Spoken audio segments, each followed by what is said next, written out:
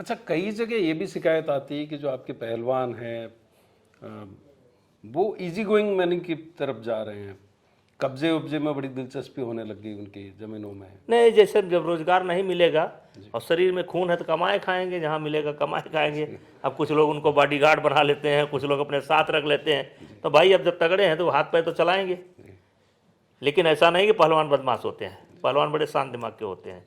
अब हो जाता है, संजोग होता है। जैसे देखिए आज देश का ऐसा पहलवान जिसके पास 2-2 मेडल, सुशील कुमार, जेल और दुर्भाग्य से ये घटना घट गई।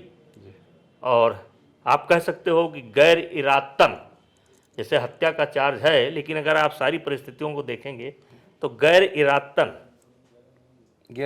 हत्या में। हाँ, हत्या हो गई। डंडे से पिटाई कर रहे थे, नाजुक जगह पर लग गई, मर गया, आज जेल में है। तो इसको लेकर के देखिए, अब तगड़ा आदमी तो भूखों नहीं मरेगा ना, उसको खिलाओ पिलाओ, नहीं तो अगल बगल देखेगा वो। अच्छा, ये कह सकते हैं कि पहलवान जो होते हैं वो दिमाग से नहीं दिल से सोचते हैं। हाँ, थोड़ा खेल कूद में उनकी ज़्यादा रुचि रहती है। तो और थोड़ा एक बात ये भी है कि ये पहलवानी एक ऐसा विषय है जिसमें पढ़ाई से थोड़ी दूरी बन जाती है, क्योंकि 3 घंटे का अभ्यास सुबह और 3 घंटे का कम से कम 6 घंटे का अभ्यास, तो अभ्यास के बाद फिर सोना। तो पढ़ नहीं पाते बच्चे, बहुत कम पढ़ाई कर पाते हैं। मतलब एक तरीके से हम लोग तो अब एकेडमी में अपने जैसे कंपलसरी कर दिए हैं कि 1 पन्ना आपको डेली अंग्रेजी लिखना है, 1 पन्ना आपको डेली हिंदी लिखना है।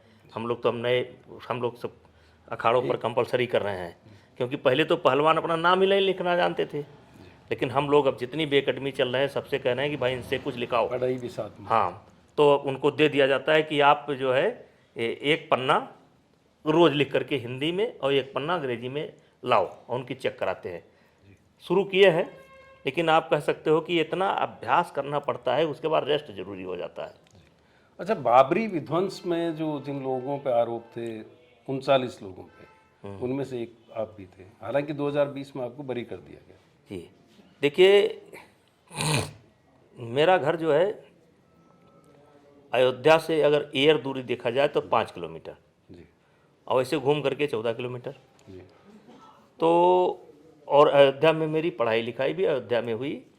और जैसे स्वर्गीय परमहंस जी, जी इस समय वर्तमान में नृत्य गोपाल दास जी, हनुमानगढ़ी के महंत ज्ञानदास जी, और मैं वहाँ कुश्ती का अभ्यास करता था। तो अयोध्या में आंदोलन से मैं जुड़ा रहा, और इसीलिए 89 में मुलायम सिंह ने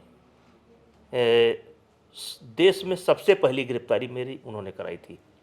जब विवादित ढांचा पर एक बार जब हमारे उत्तर प्रदेश के एक मंत्री जी ने बयान दे दिया था कि आजम खां साहब ने कि परिंदा पर भी नहीं मार पाएगा, और मुलायम सिंह ने गोली चलवाई थी जिसमें कई लोग मरे थे। तो उसमें हाँ, कारसेवक मारे गए थे। तो उसमें भी उन्होंने मुझे 2 महीना पहले बंद कर दिया था। और जब ये ढांचा ढाया गया तो उसमें भी सीबीआई ने पूरे देश में सबसे पहले मुझे अरेस्ट किया था। पूरे देश में सबसे पहले गिरफ्तारी मेरी हुई थी। वर्तमान में जो बागपत से एमपी है सतपाल सिंह जी, यही सीबीआई के डायरेक्टर या क्या थे, हाँ, आए थे, हमको यही गिरफ्तार किए थे देश में। तो अयोध्या आंदोलन में आप कह सकते हैं कि हम लोगों की भूमिका रही, अच्छी खासी भूमिका रही, अच्छी खासी सक्रियता रही। फावड़े गीती वगैरह आपने उपलब्ध कराए, बताए या हम ही ने उपलब्ध कराए, समझो।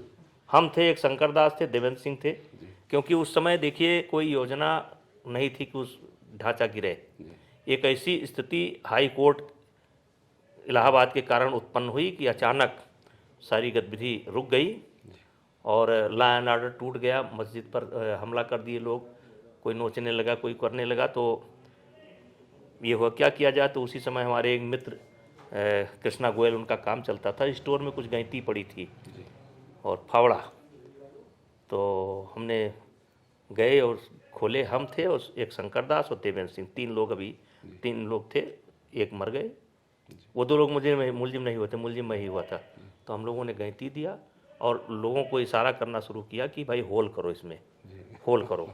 इशारा किया तो होल करते करते, क्योंकि इतनी भीड़ थी कि आप वहाँ से वहाँ जा नहीं सकते थे, इशारे कर सकते थे, बहुत भीड़ थी। तो उसी फार्मूले से वो गिरा था। लेकिन अब बरी हो चुके हैं, अब तो ऐसे हाँ, हम तो बरी हुए थे, हम तो बरी हो जाते हैं हम।